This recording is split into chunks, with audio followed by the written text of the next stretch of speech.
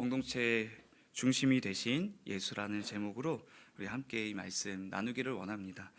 오늘부터 우리가 그리스도 중심 이제 드디어 이제 얼마 한 열흘 정도 이제 딱 2주 정도 남은 것 같은데요. 이제 요한계시록까지 우리가 얼마 남지 않은 발걸음을 같이 함께 하고 있습니다. 오늘 너무나도 소중한 말씀이 우리에게 찾아왔는데 오늘 지금 방금 우리가 읽은 그 말씀입니다. 제가 19살 고3 때였습니다. 그때는 지금과는 다르게 토요일에도 학교를 다녔던 때였습니다. 되게 옛날이죠. 한 달에 한 번 있었던 그 CA 시간, 따로 이제 커리큘럼이 짜져 있고 또 선생님과 조금 더 다른 관계로 시간을 보낼 수 있었던 시간이었습니다. 저는 그때 그 CA의 기독교 반이었는데요. 담당 선생님께서 어느 날 한 번은 어떤 연결을 통해서 소개해 주셨던 한 교회 사모님께서 선생님들과 함께 그 토요일 날 찾아오셨습니다. 그리고는 그분께서 말씀 한 구절을 저희에게 전해주셨는데 마태복음 1장 23절이었습니다. 이거 너무나도 이제 겨울이 되면 우리에게 익숙한 구절이잖아요. 우리 함께 같이 읽어보도록 하겠습니다. 시작. 보라, 처녀가 잉태하여 아들을 낳을 것이요 그의 이름은 임마누엘이라 하리라 하셨으니 이를 번역한즉 하나님께서 우리와 함께 계시다 함이라. 아멘. 맞습니다. 이 구절을 갖고 오시고 또 저희에게 전해주셨습니다. 아무래도 이제 주일학교를 건너오고 이제 청소년부를 지내고 있는 저희에게 이 말씀이 그렇게까지 감격 있게 찾아오기보다는 나 이거 알아. 이거 알아. 오늘 또 그냥 예수님 전하려고 하나 보다. 좀 더 뭔가 우리 마음을 터치할 만한, 좀 더 고상한, 좀 더 심오한 은혜를 내려주고 뭐 이런 것들을 저희가 참 기대했던 것 같아요. 그런데 같은 본문인데 참 다르게 다가왔던, 너무나도 이색적이고 너무나도 익숙하지만 색다르게 다가왔던 시간으로 저는 기억하고 있습니다. 그리고 나서 그 사모님께서 저희에게 이렇게 이야기해 주십니다. 이 구절을 통해서 그 반에 있는 저희를 비롯해서 모든 우리 책상에 앉아 있는 친구들에게 이렇게 이야기합니다. 2000년 전에 존재하셨던 그 예수님은 임마누엘, 지금 우리와 함께 하시는 분이라는 메시지였습니다. 바로 지금. 그때까지 이 구절로 제 안에서 어떤 변화들이 생겼는데 그것은 무엇이었는가? 태어났더니 내 세계가 기독교였고, 태어나서 계속해서 익숙하게 성경을 보아왔고, 태어나서 익숙하게 매 주일마다 예배를 드렸던, 그리고 그 안에서 친구들과의 관계를 쌓았던 저에게 예수님은 그저 한 책에 기록되었던 한 분이셨고, 어른들이 이야기하는 그분이 구세주라는 말, 그게 무슨 뜻인지도 모르고 그냥 그분은 구세주라고 찬양하고 같이 친구들하고 그저 놀이에 불과했던 이 기독교가 제게 믿음으로 자리 잡게 되었던 시간이었습니다. 왜냐? 저는 관념 안에 예수님께서 갇혀 계셨었거든요. 2000년 전에. 그리고 이 성경이라는 기록된 책 가운데. 그리고 지금 나는 그분의 얼굴을 본 적도 없고 그저 초상화 하나로만 내가 의지하고 있는 이 믿음이 오늘 나와 지금 함께 하시는 구세주 예수라는 것으로 제게 다가오면서 그날 저희 그 CA 안에 있었던 그 친구들이 모두가 다 망치로 뒤통수를 얻어맞은 듯한 표정들로 서로를 쳐다봤던 기억이 있습니다. 사랑하는 성도님들, 그때부터 그저 글에 기록된 분, 내 관념 안에 갇혀 계시고 그저 역사적 자료로 존재하셨던 이 성경이 이제 지금 내게 말씀하시는 분 예수 그리스도의 이야기로의 인식의 전환이 생겼고, 저는 지금까지 그분의 뜻과 그분과의 사귐을 갈망하며 찾아오고 있습니다. 지금 이 자리에 계신 분들께서도 이러한 예수님을 얼굴 한번 본 적 없고 저 먼 나라 이스라엘에 가본 적도 없었던 그 2000년 전에 33살의 청년이 나를 위해서 자기 목숨을 바치시고 내가 하나님이라고 불리었던 그 두려운 존재와 나를 이어주시고, 그리고 그를 향해서 그저 신이라고 불리우기보다는 이제 가르쳐주신 호칭, 너희도 이렇게 불러라 아버지라고 가르쳐주신 그 삶으로 우리가 들어가게 된 그 이야기들, 이 자리에 서 있는 저뿐만 아니라 우리 성도님들의 이야기 가운데서도 분명한 한 꼭지가 되었을 것입니다. 그래서 이제 그분과의 사귐을 갈망하며 살아가며 저는 생각하게 된 것은 무엇이었는가? 요한은 그저 예수님을 그냥 예수님으로 전한 것이 아니라 아버지와 함께 하고 계신, 그리고 아버지와 깊은 사귐을 갖고 계신 예수 그리스도, 아버지와 떨어져서는 설명할 수 없는 그 아들 예수 그리스도라는 공동체에 대한 인식을 우리에게 선물해 주고 있는 것입니다. 그래서 그때부터는 기독교가 저에게 있어서는 돌을 닦는 것이 아니라 공동체 안에서 함께 나타나 말씀하시고 이끌어 가시는 예수가 중심이 된 그 공동체의 삶으로 우리가 초대되어졌구나라는 생각을 하게 되었습니다. 사랑하는 성도님들, 혹시 교회 계시면서 또 공동체 또 다락방 하시면서 정말 만족된 사귐을 갖고 계십니까? 왜 이러시죠? 표정이 다들 잠깐 오해할 뻔했습니다. 그런데 지금 표정 봤었을 때 마냥 좋지만은 않구나라는 게 체감이 됩니다. 왜냐하면 우리 안에 실제적으로 우리의 눈을 압도하고 또 우리의 상황을 압도하는 그러한 갈등들이 분명히 존재하고 있기 때문입니다. 그래서 이 기록된 말씀, 또 그리고 지금 나타나 우리에게 말씀하시는 성령님은 절대 그 현실을 외면하지 않습니다. 그리고 우리에게 이야기하십니다. 사랑하면 돼, 끝까지 사랑하면 돼. 그 길을 우리에게 강요하지도 않습니다. 왜 그러한가? 그분께서 사랑의 주체가 되시기 때문입니다. 네가 하는 게 아니라 내가 하는 것이다 라고 우리에게 나타나 말씀해 주시는 그러한 놀라우신 분, 그러한 따뜻하신 분이시기 때문입니다. 오늘 그런 사귐을 갈망하며 우리가 함께 나누기를 원하는 그 첫 번째 메시지, 그것은 무엇인가? 우리가 예수님을 통해 하나님과 연결되었다라는 사실입니다.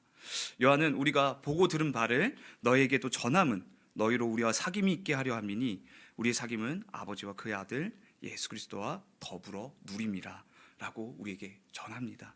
요한이 바라본 예수님은 아버지와 그리고 그 아들 예수 그리스도가 더불어 사귀며 누림을 갖고 있는 너무나도 아름다운 공동체의 모습이었다라는 것입니다. 저는 이 구절에서 떠나고 싶지가 않습니다. 사도 요한은 예수님을 기억할 때마다 언제나 아버지와 함께 하신 예수요, 또 더불어 누림이 되시까지 사귀시는 주님이시라 우리에게 전하기 때문입니다. 이 생명이 우리에게 찾아온 것은 우리에게 주님께서 그 관계를 원하시고 또 초대하고 계시기 때문입니다. 사랑하는 성도님들, 오늘 이 구절에서 절대로 떠나지 마시고 머물러 계시며 여러분들이 속한 공동체와 여러분들의 다락방 안에서 아버지와 그 예수 그리스도가 서로 사랑을 주고받는 온전한 사랑을 누리심을 여러분들도 갈망하게 되시기를 간절히 축원합니다. 그래서 그 이후 구절에 요한은 우리에게 이렇게 전합니다.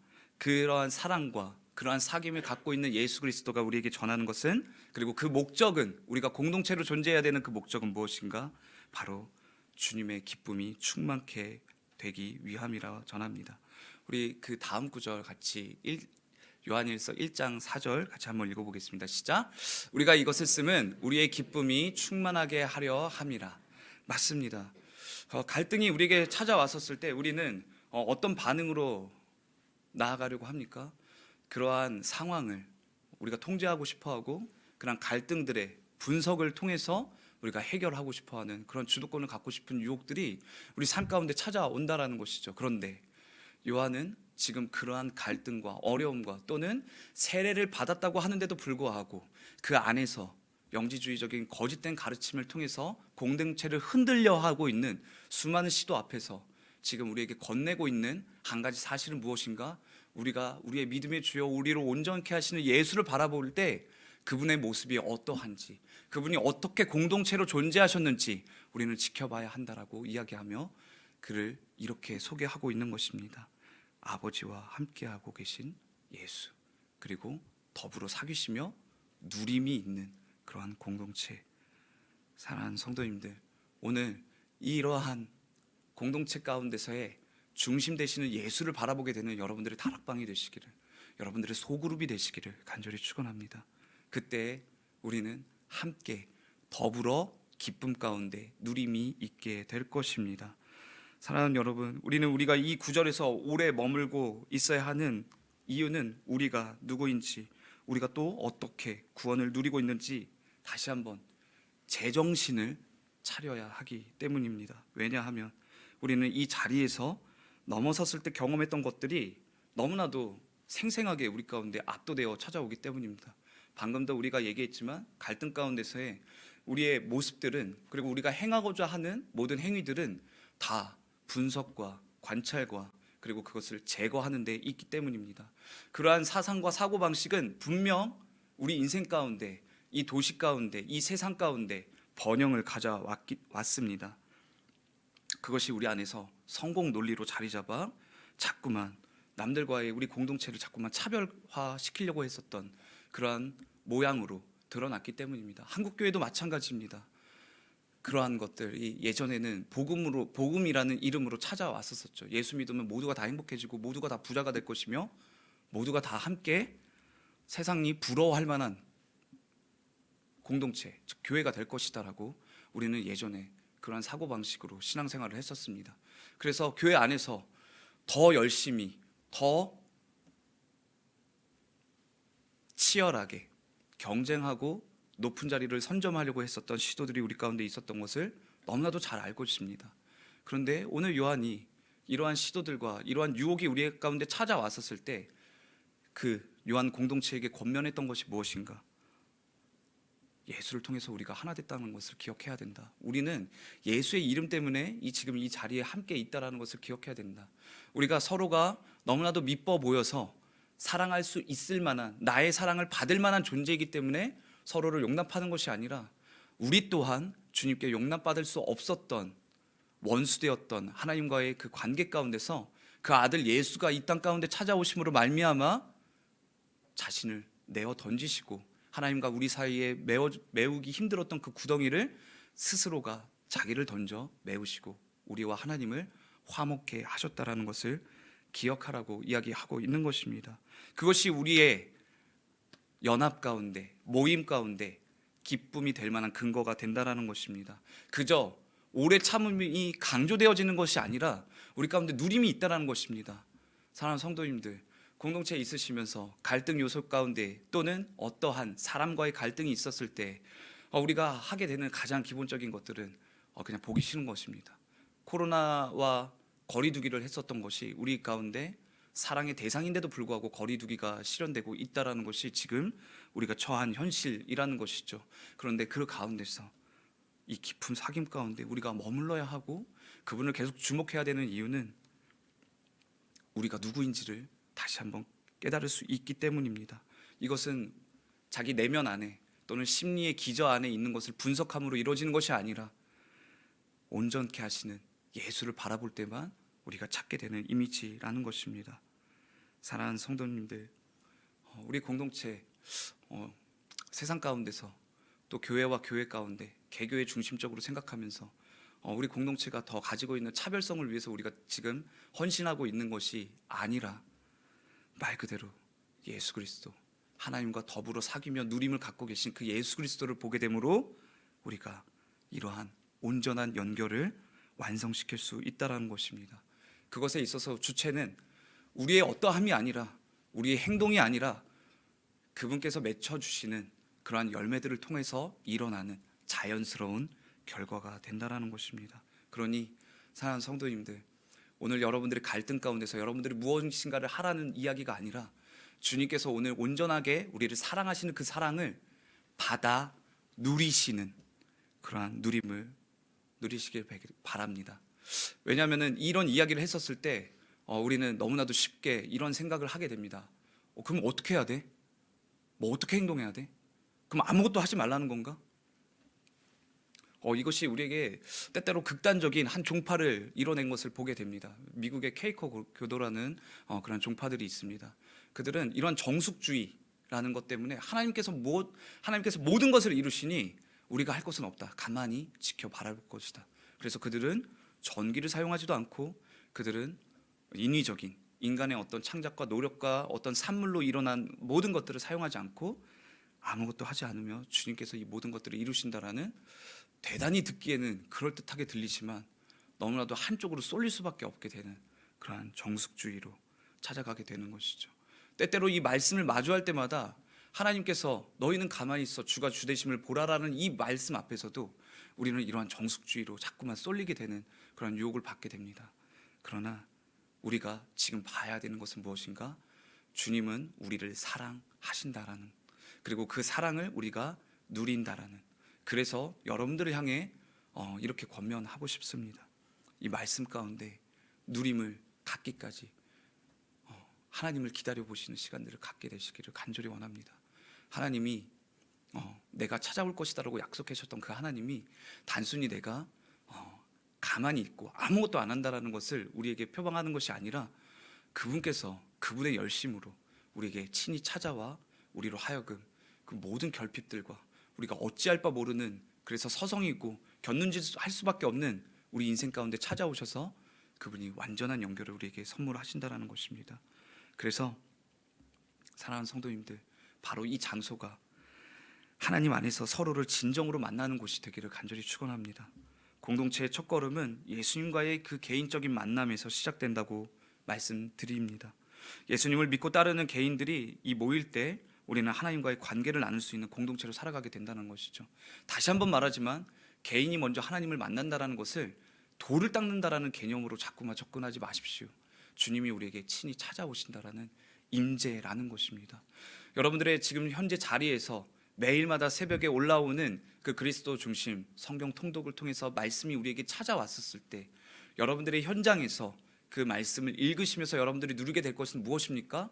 읽기를 통하여 분석하고 나는 뭘 할 것인가라는 것이 아니라 주님께서 오늘 나에게 찾아오셔서 말씀하시는 분이시구나, 온전히 존재에 집중할 수 있게 되는 그런 초점을 우리에게 선물하고 계신 것이 바로 지금 이 구절이라는 것이죠. 사랑하는 성도님들, 그러니 아무것도 하지 않는 것이 아니라 적극적으로 하나님께 기다리고 있는 것입니다. 기다림이 아무것도 안 하는 그러한 소용없고 무용지물한 행위가 아니라, 그런 피상적인 행동이 아니라 하나님 앞에서는 가장 적극적이라는 것입니다. 왜 그러한가? 우리는 주님의 음성을 듣기 위해서 집중하고 있기 때문입니다. 주인의 목소리를 알아들을 때 우리는 어떻게 되는가? 보게 되는 것입니다. 그분의 임재가 우리 마음 가운데, 우리 생각 가운데 꽉 참으로 말미암아 우리 생각과 우리 마음 안에서 새 일을 행하신 성령님을 우리가 주목할 수 있게 되는 것입니다. 그럴 때 우리가 공동체로 모이게 됐을 때, 그럴 때 우리의 다락방과 소그룹 안에서 우리의 인생 가운데 우리가 경험하고 모든 압도되어진 모든 재앙과 어려움들을 나누면서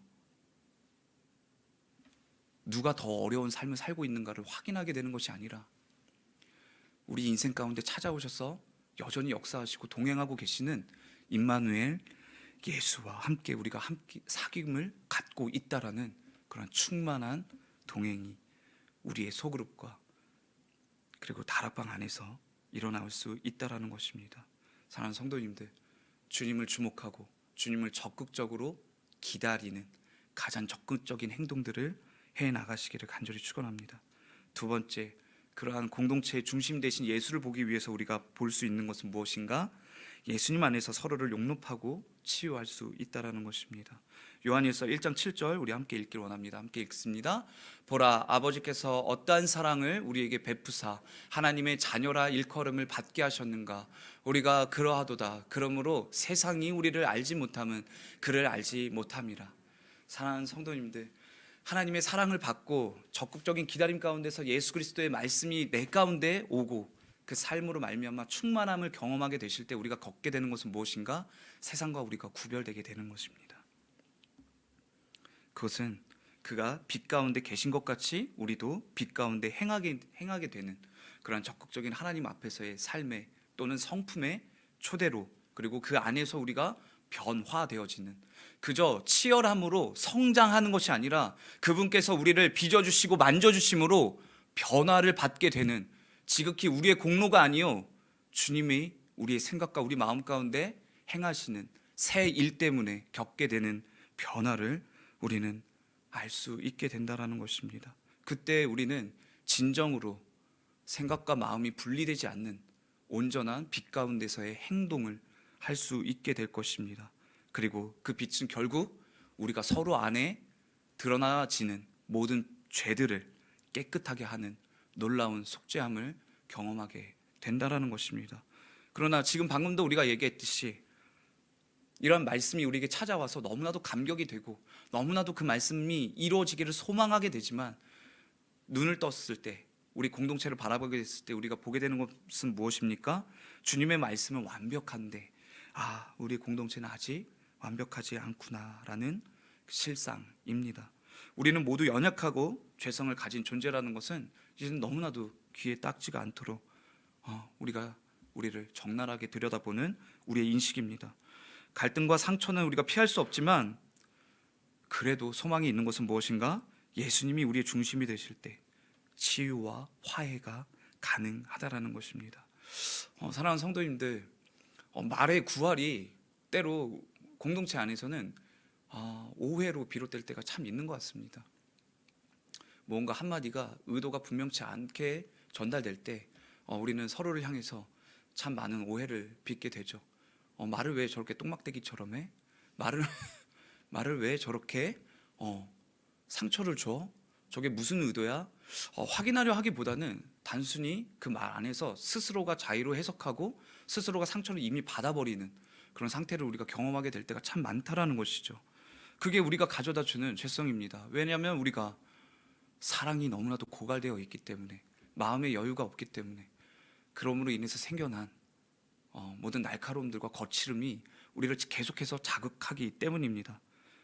그러나 예수께서 십자가에서 달리심으로 말미암아 그 모든 죄들을 우리 안에서 내가 다 이루었다, 아들아 딸아, 모든 피와 물을 흘리시면서 그 속에 있는 것들을 비워내시며 우리 안에, 내가 이제 너희 안에 들어가서 너는 나로 비롯하고 나는 너로 비롯된 그러한 온전한 사귐을 누릴 수 있게 될 때 우리는 진정한 치유와 화해를 경험하게 된다는 것입니다.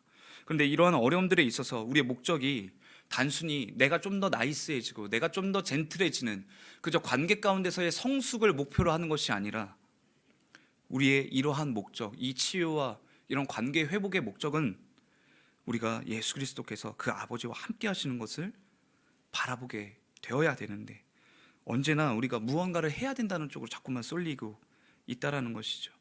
단순히 사랑이란 이름으로 무조건 용납만 해줘야 된다라는 그러한 기조가 때때로 교회 안에 들어옵니다. 그런데 여러분들 그거 알고 계세요? 교회 안에, 공동체 안에는 권징이라는 또 다른 사랑의 이름이 있습니다. 권징은 제자도와 절대 분리되지 않으며, 그 권징을 통해서 우리는 다시 한번 형제가 죄로부터 돌이키고 온전케 되어서 깊은 사귐 가운데 들어올 수 있도록 하는, 우리 세상에는 없는 교회 공동체만 갖고 있는 주님께서 가르쳐 주신 공동체의 방식 중에 하나입니다. 형제가 죄를 범하거든 두세 사람이 먼저 가서 권면하고 확인하고, 그렇게 됨으로 이루어지지 않을 때에는 교회가 나서서 그가 성찬에 동참하지 못하도록 무리 밖으로 쫓아내게 되는 시스템입니다. 그러나 그것의 목적은 단순히 어떤 한 사람을 제거하는 데 있는 것이 아니라, 그가 다시 회개하여 돌이키면은 언제든지 받아줄 수 있는 그러한, 근신하며 함께 동행하게 되는 그러한 권징이 있죠. 그런데 요즘 세상이 어떻습니까? 그리고 그들이, 세상이 우리에게 바라는 기독교는 무엇입니까? 끝까지 견디고 오래 참고 끝까지 품어주는 것을 이야기하는 것입니다. 그래서 때로는 권징이 이거 사랑 아닌 것 같은데 라는 느낌을 우리로 하여금 갖게 합니다. 그러나 다시 한번 이야기 드립니다. 권징은 우리가 만들어낸 우리의 도구가 아니라 주님께서 가르쳐 주신 공동체에 대한 또 다른 사랑의 이름이라는 것입니다. 만약에 여전히 교회가 치리를 하고 권징하는 것에 대해서 마음의 어려움이 있다면, 사랑하는 성도님들, 단언하건대 여러분들의 사랑이 주님보다 더 크시다라는 자만 가운데 빠지시고 계신 것입니다. 사랑하는 성도님들, 우리는 소그룹 안에서 많은 어려움들을 당하게 됩니다. 누군가에 의해서만 자꾸만 드라이브 되는 그런 공동체의 이야기들과 누군가에 의해서만 계속 쏠리게 되는 것들, 때로는 동행해주고 가줘야 되지만 그 안에서 우리가 할 수 있는 것은 무엇인가? 주님께서 너에게 원하는 것은 너가 이 안에서 듣는 자 되길 원하고 함께 따르는 자 되길 원하고, 주님께서 가르쳐 주시는 그 삶의 방식을 함께 이루어 나가는 온전한 공동체의 완성이라는 것을 우리는 때로 가르쳐 줘야 된다는 것이죠. 그것이 때로는 너무나도 선있게 보여서 우리가 이건 사랑이 아닌 것 같아라고 우리가 때로 착각하게 되는 것은 우리가 주님의 사랑을 온전하게 묵상하지 못했기 때문입니다. 그런 분들은 자꾸만 심리학에 기대어서, 자꾸만 상담에 기대어서 어느 순간 찾아보고 이 문제 때문에 찾아왔는데 어느 순간 들여다보고 나면 내 과거 때 어머니의 모태에서부터 탯줄이 끊겨졌을 때부터 거절감을 갖게 된다는 그런 이상한 논리로 자꾸만 우리를 몰아간다라는 것이죠. 사랑하는 성도님들, 모든 것들 가운데서 우리가 죄를 살아가고 있는 이 시대 가운데 우리가 겪게 되는 것은 결핍과 거절과 상처와 온갖 재앙들이라는 것입니다. 그러나 주님께서 우리에게 찾아오셔서 가르쳐 주시는 삶의 방식은 무엇인가? 기뻐하라. 내가 이 모든 것들을 이겼고 너희들을 완성해 나가는 이 길 가운데 내가 리드할 것이다 라는 주님의 선언과 더불어 우리를 끌고 가시는 주님의 리더십이라는 것입니다. 사랑하는 성도님들, 우리는 그분을 따라가는 삶에 최선을 다해서 이탈하지 않는 열심을 가지고 주님만 따라가면 되는 것입니다. 주체는 우리가 아니라 바로 주님 되신다라는 것이죠. 그래서 기독교 리더십은 언제나 리더가 먼저 앞장서서 걸어가는 것을 보여줍니다. 사랑하는 성도님들, 여기에 계신 수많은 다락방 우리 순장님들, 저도 소그룹을 하거든요. 그래서 무엇을 보게 되시고 무엇을 겪게 되시는지 어느 정도는 공감이 될 것 같습니다. 그러나 그 안에서 우리가 우리의 속상함과 상처와 우리의 어떠한만을 바라볼 때 우리는 그것들을 도저히 해결할 수 없을 것입니다. 왜냐하면 그것은 수천 년이 넘도록 우리를 끈질기게 붙잡고 있는 정말 죽지 않는 문제이기 때문입니다. 그래서 그 문제를 이기신 예수를 온전히 바라볼 때에만, 그 예수님을 따라갈 때에만 우리는 이 모든 공동체 안에서의 갈등들을 온전히 용납하고 치유하시는 예수 그리스도를 목격하게 될 것입니다. 사랑하는 성도님들, 여러분들의 소그룹과 공동체 안에서 그러한 용납과 치유가 온전히 일어나게 되는 것을 간절히 소망합니다. 그래서 예수님의 십자가는 공동체의 모든 상처를 회복시키는 유일한 길인 것을 죄송하지만 인정하셔야 됩니다. 인정하셔야 됩니다. 사람의 어떤 사고방식과 논리와 어떠한 노하우를 가지고도 이러한 문제는 절대로 해결할 수 없을 것입니다. 단순히 봉합하고 그것은 또다시 터져나올 것이며 또다시 나에게 결핍에 대해서 채워줘야 되는 것을 요구받게 될 것입니다. 사랑하는 성도님들, 우리가 빛 가운데 걸으며 예수님의 희생을 의지할 때에만 공동체는 회복과 성장을 경험할 것입니다. 그래서 요한일서 3장 11절은 우리에게 이렇게 이야기합니다. 함께 읽어볼까요? 요한일서 3장 11절, 없으면 제가 읽을게요. 우리는 서로 사랑할지니 이는 너희가 처음부터 들은 소식이라. 우리는 서로 사랑할지니 이는 처음부터 우리가 들은 소식. 사랑하는 성도님들, 우리는 처음부터 이미 정답을 가지고 이미 처음부터 이 문제와 어떤 결핍 앞에서 우리는 예수라는 정답을 얻은 인생이라는 것입니다. 그것이 너무나도 막연해져서 내가 무엇을 해야 되지라는 자꾸만 이런 과정 가운데로 쏠릴 때가 있지만, 그때 주님께서 우리에게 가르쳐 주신 것은 무엇인가? 또다시 이 세상을 처음 지으시고 처음 가족을 하나님께서 품으셨을 때의 일입니다. 12절을 보면 이렇게 이야기합니다. 가인같이 하지 말라. 그는 악한 자에게 속하여 그 아우를 죽였으니 어떤 이유로 죽였느냐? 자기의 행위는 악하고 그 아우의 행위는 의로움이라. 사랑하는 성도님들, 우리가 지금 방금 제가 여러분들에게 무언가를 행하려 하지 말라고 제가 그렇게 권면드렸습니다. 그것은 왜 그러한가? 지금 이 12절이 우리에게 가르쳐주고 있는 것이 행함에 있는 것이 아니라, 행함이 중요하지 않다라는 것이 아니라, 여러분, 행함에 있는 것이 아니라 우리가 누구에게 소속되었는지를 우리에게 가르쳐주고 있기 때문입니다. 가인과 같이 하지 말라. 그는 악한 자에게 속하여 그 아우를 죽였으니. 사랑하는 성도님들, 이 구절을 통해서 우리가 획득할 수 있게 되는 것은 내가 지금 주님께 잇대어진 그 족보를 살아가고 있는가, 아니면 내가 악한 자의 길 가운데 하나님을 떠나 독립으로 자신의 성을 쌓고 자신의 길을 개척해 나가는 그러한 자의 길 가운데 속하였는가를 우리에게 명시하고 있는 것입니다. 사랑하는 성도님들, 이 자리에 앉아 계신 여러분들은 지금 누구에게 속하여서, 누구에게 잇대어서, 누구와 함께 그 영혼의 길을 동행하고 계십니까? 우리에게 찾아오신 예수 그리스도라는 것이죠. 사랑하는 성도님들, 그래서 우리는 서로 사랑하게 됩니다. 왜 그러한가? 주님이 처음 사랑으로 존재하셨기 때문입니다. 아버지는 아들을 사랑하고 아들은 그 아버지의 사랑을 누리고 다시 아버지께 그 사랑을 돌려드립니다. 그리고 하나님은 언제나 그 아들을 사랑하실 때 성령으로 사랑하셨습니다. 그래서 이 세 분은 언제나 완전한 사랑으로 존재하셨습니다. 그런 완전한 하나님을 볼 때 우리는 어떤 걸 느낍니까? 죄된 우리의 속성이 하나님은 저런데 우리 인생, 내 인생은 왜 이러나 라는 비교와 어떤 의식 가운데 그렇게 피해를 묵상하시면서 살아가십니까? 아니면 주님 너무 아름답게 존재하고 계세요. 저도 그 아름다움 가운데 참여하고 싶습니다. 왜 그러한가? 요한복음 17장에 주님께서 우리를 향해서 마지막에 기도하셨던 것이 창세전부터 나를 사랑하셨던 그 사랑을 주님 이 모두가 다 누릴 수 있게 해주십시오. 더불어 살아가게 해주십시오 라고 기도하셨기 때문입니다. 사랑하는 성도님들, 이 사랑은 전혀 우리와 먼 곳에 있는 사랑이 아니라 지금 우리와 함께 하시는 사랑이 된다라는 것입니다. 그러니 사랑하는 성도님들, 우리의 소속이 우리가 누구에게 잇대어져 살아가는지를 꼭 기억하시는, 갈등 앞에서, 재앙 앞에서, 힘듦 가운데서, 어려움 가운데서 내가 이것을 어떻게 해결할 것인가를 궁리하는 것이 아니라 내가 누구에게 소속되어서 살아가고 있는지, 그러면 우리의 행위는 너무나도 빛 가운데 자연스러운 반응으로 서로를 대할 수 있게 될 것입니다. 이러한 아름다운 사랑이 우리 공동체 가운데 넘쳐나기를 소망합니다. 마지막 메시지, 예수 안에서 하나 되는 그 완성에 대한 사랑입니다. 요한일서 4장 16절은 하나님이 어떤 분이신지에 대해서 명확하게 선언합니다. 함께 읽겠습니다. 하나님은 사랑이시라. 사랑 안에 거하는 자는 하나님 안에 거하고 하나님도 그의 안에 거하시니라. 사랑하는 성도님들, 방금도 우리가 함께 나눴던 그 사랑이, 그 완전한 사랑이 저 먼 곳에 우리가 바랄 수 없는 중에 있는 것이 아니라 우리에게 찾아오는 사랑이라는 것입니다. 하나님은 그저 무엇 하시는 분이 아니시라 하나님은 지금 요한이 이렇게 고백하고 있습니다. 사랑 그 자체시다라고. 하나님은 사랑 그 자체이십니다.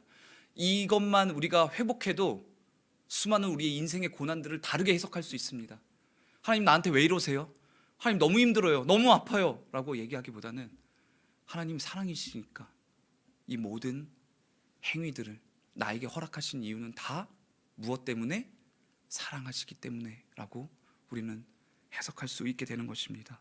그래서 하나님은 사랑의 본체시며 예수님은 그 사랑을 이 땅 가운데서 나타나 보여주셨지요. 그래서 예수님의 삶과 죽음, 부활은 하나님의 사랑을 온전히 드러내는 사건이라는 것을 우리가 너무나도 잘 알고 있습니다. 이것을 우리가 주일학교부터 계속 배웠기 때문에 나 그거 잘 알아 라고 우리는 이야기할 수 있겠지만 우리는 경험해야 된다는 것이죠. 오늘 요한이 우리에게 처음부터 선언하고 누려야 된다는 것이 무엇입니까? 우리가 바라봐야 되는 예수 그리스도는 단지 십자가에 못 박혀 죽으셔서 우리 죄를, 내가 느끼지도 못했던 죄를 그저 해결하셨다라는 그런 사건이 아니라 아버지와 온전히 사귐을 누리는 것으로 우리에게 보여주고 있다는 것입니다.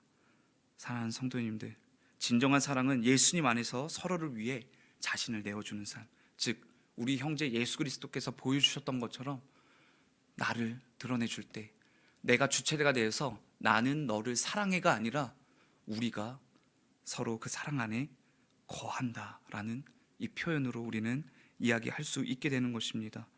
그래서 우리는 예수님을 진정으로 볼 때에만 우리가 그 사랑을 가르치신 예수를 볼 수 있게 되며 또 우리가 따라가야 될 그 길을 보여주신 예수를 다시 한번 확인하게 되는 것입니다. 그래서 공동체는 단순히 사람들의 모임이 아니라 예수님의 사랑으로 하나가 되는 공간이 되어야 합니다. 우리가 그렇게 서로 사랑할 때 세상은 우리가 예수님의 제자라는 것을 알게 될 것입니다. 요한복음 13장 35절입니다. 결국 예수님을 중심에 둔 사랑이야말로 공동체를 지속 가능하게 하고 세상에 하나님의 나라를 드러냅니다. 사랑하는 성도님들, 이 사랑 너무나도 아름답지 않습니까? 이 사랑 정말 우리 공동체 안에서 경험되어진 누림이 있길 정말 간절히 바라게 되지 않습니까? 사랑하는 성도님들, 말씀을 맺겠습니다. 예수님은 그렇게 공동체의 시작이 되시고 우리 공동체 가운데 그 과정을 함께 동행해 주실 것이며 그리고 결국에 하나님께서 아버지와 아들이 성령이 서로 사랑하셨던 그 온전한 사랑을 우리로 하여금 완성하게 하실 것입니다. 그러니 우리는 예수님을 통해 하나님과 연결되고 그분의 빛 안에서 죄를 용서받으며 그 사랑으로 하나가 되는 것을 꼭 기억하시는 이번 한 주가 되시고 여러분들의 소그룹과 다락방이 되시기를 간절히 권합니다. 공동체는 예수님을 중심에 두는 만큼 진정한 사귐과 자유 그리고 사랑을 경험할 수 있습니다. 오늘 우리 공동체를 한번 돌아봐 주십시오. 예수님은 과연 우리의 삶과 관계의 중심이 되십니까? 그분이 없다면 마치 등대에 빛이 꺼진 것처럼 공동체는 방향을 잃게 될 것입니다. 하지만 예수님을 중심으로 모실 때 우리는 세상을 향해 밝은 빛을 비출 수 있게 될 것입니다. 예수님을 통해 하나님께 영광을 돌리는 그러한 공동체가 되기를 소망합니다.